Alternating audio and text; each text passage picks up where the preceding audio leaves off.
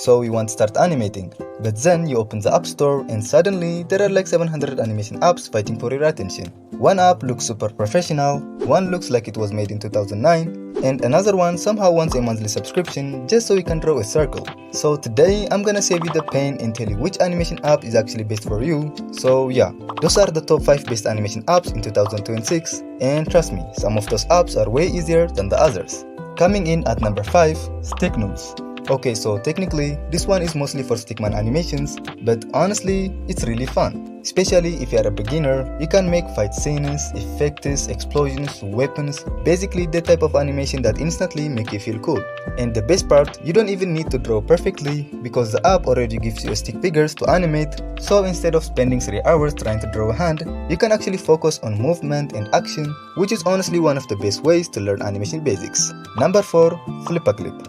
Okay, we all know this was gonna be here. At this point, FlipaClip is basically the king of beginner animation, and somehow also one of the most hated animation apps ever. And honestly, there is a reason for both. Because on one side, it's simple, easy to learn, easy to use, and you can start animating almost immediately. But on the other side, ads, subscriptions, limited layers, and random features hiding behind the paywalls. So yeah, professional animators complain about it all the time, but for beginners, this is still one of the best places to start. The UI is clean, the tools are simple, and within like 5 minutes, you can already make your first animation. Number 3, Rough Animator.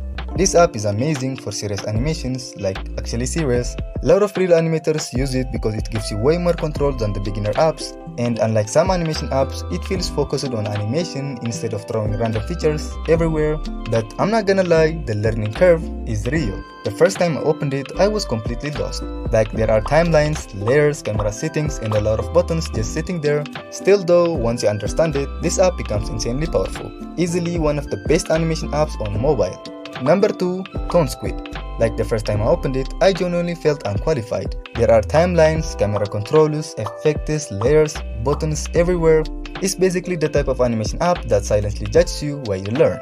But once you understand it, this thing becomes insanely powerful. A lot of people already call it one of the best animation apps for iPad users. But fair warning, if you are a complete beginner, your brain might lag for the first few days. And finally, number 1, Procreate Dreams.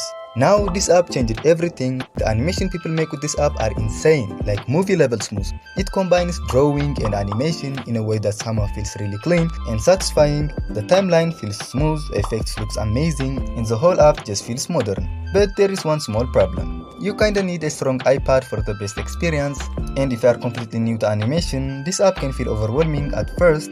Still though, in terms of power, quality, and overall experience, Procreate Dreams is easily one of the top animation apps in 2026. So yeah, whether you want to animate memes, fight scenes, YouTube videos, or your own cartoon series, there's honestly never been a better time to start animating. So what are you waiting for?